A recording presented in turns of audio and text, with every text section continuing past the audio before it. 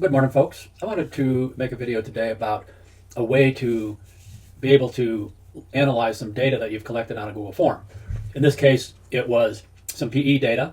Parents are uploading by student from a Google form, the student's name, the day, the Friday of each week, and then they're putting in the total PE hours for the week and what activities the student participated in. And this is for an online school where they have to track the PE time, but you're not in an actual school, so the parents are having to upload this data.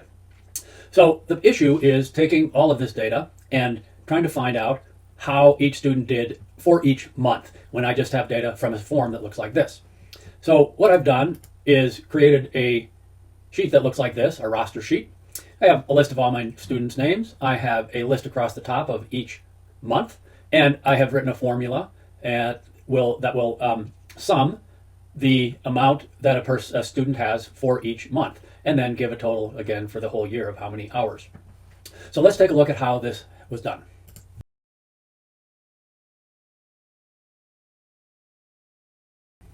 So let's build this from scratch on a new sheet. First of all, let's populate our student roster. I had that on my clipboard, so let's go ahead and do that. Then I'm going to want my months across the top. So I'll just type 9/1, and you'll notice it comes in as 9/1, and it kind of automatically converts that to a calendar. So if I double click now, I can see that it's September 1st. What I want to do here is go to my custom date and time, and I just want to have a month with the 3-letter name of the month. So now notice, even though that's 9/1/2024, it displays as September. So what I could do is then drag this across. Drag this across, and then double click, and I could switch that to October. I could drag these across all the way over to here. This is October. I will change this to November. I will change this to December. I'll change this to January. I gotta move to there. I could click any date because I'm just displaying the month. And then anytime in here, February, we'll go ahead and move forward and go to March, April, and so forth.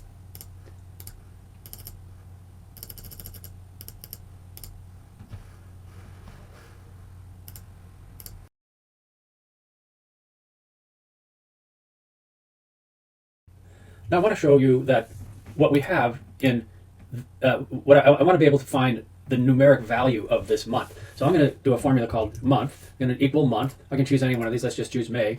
And notice that the value of May is 5. Okay, we're going to need to know that information when we write a query in order to pull in the data from here. So let's move on to writing our query. Before we actually write the query, let's take a look at our data tab. And I want to see under data, named ranges, I've already added a named range, and you can see that this data range, I'm calling it data range, it's data A to E. So it's everything in the data tab A to E, and I have set that up as the data range. So I can use that name now instead of referencing the data tab itself. I can just use that name when we come over here to write our query. Now I've gone ahead and pasted in the working query so that we can see how it works. Let's just start with the query here in B. And as we look over here, I'm just going to look at this for reference, but let's just equal query. So we'll type the query function. And the data that we want to use is this data range. Now notice it's defined as a range, so I can just use that data range. It pops up, I can select it. And we're going to do a select statement. So we need the quotes, select. And what we're going to select is the sum of D. Sum, parentheses D. We're going to select the sum of D, where B is equal to, and here's where we have to use a special formatting of a single quote. I'll just do this with spaces so you can see this is a double, oops, sorry, didn't want to do all of those. A single quote, double quote, equals single quote, double quote, ampersand. And the reason we have to use that is we're referencing a cell, and then I can reference my cell, A2, ampersand, double quote, single quote. So where B, let's just go with that. And then we have to close out our statement, and we have to close out our query. Let's see what happens when we do that. Okay, what we get is the sum of total. So let's stop for a minute and look at that. Here's our data. This is the total PE hours for this week. That's the actual title of this column. So when we wrote our query, we get sum total. And now obviously I don't want that header row to be showing up. So we got to fix our query here. We want to do this. We want to label sum D as a blank. And now notice my 19 that I have for this student is in that column, but that's not what we want for just September. Let's go back and see if this is right somehow for this student 1. So I've come over to my data tab, I've filtered on student 1, and I've highlighted all this, and I can see that my sum is 19. So I can see, just to verify, that my query is actually working for the total sum, but that's not the total that we want. So let's go and take this a step further and figure out how to make it work out for us that in addition to where we're summing, where b is equal to a2, and let's go ahead and see what happens if we add another statement in there. So in addition to b equaling a2, we want to make sure that the month of the query is equal to the month of what's above. So we're going to continue writing this.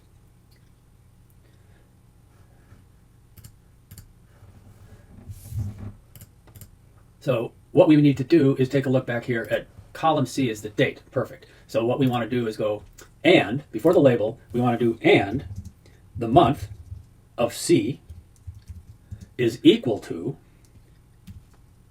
the month of C1. So let's take a look at that. So again, because we're referencing a cell, I have to do a, and this is referencing a cell with a number, so I don't have to do the single quote. It's a double quote, ampersand, C1, and we want to close that out. Excuse me, and equals, and we needed the month, M-O-N-T-H. So we're getting the month of C1, and I'm going to then close that out with an ampersand and a double quote. And I think that's what we have. Let's see what happens when we do that. We get nothing, so let's stop. What we get 2. Let's take a look back at our data and see if we have 2. There's a 930. I don't see. Well, let's see, which roster are we in? This is September.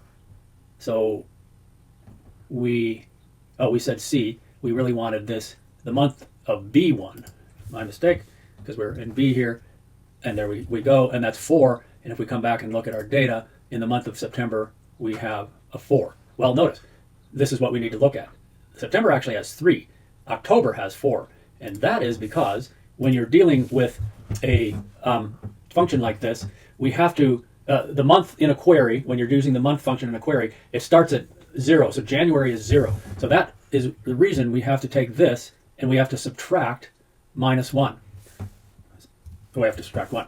So now 3, let's check our data, and sure enough, September, there's just one submission with the total of 3. It looks like that's working. So we've got our data range, select the sum of D where B is equal to A2, and the month of C where the month of C, which is from data, is equal to the month of C, this actual B1, and then we had to subtract the 1. Well, their next step then is that we're going to want to copy this down and across. Let's see what happens if we do that. If I copy this across, let me just copy it across a couple. Notice we immediately get empty queries. Well, let's see what's happened with our query. So now it says C1, and that's correct. But it's now looking where B is equal to B2. And that's not really what we want. It still needs to be equal to A2. So this is where we have to use our relative reference, or using our references on here. So we want to lock this cell reference, not the row, we want to lock the column. So I'll use a $sign in front of A. And let's see what happens now if we copy this across. There we go. So there's a 4 and a 2. Let's check our data.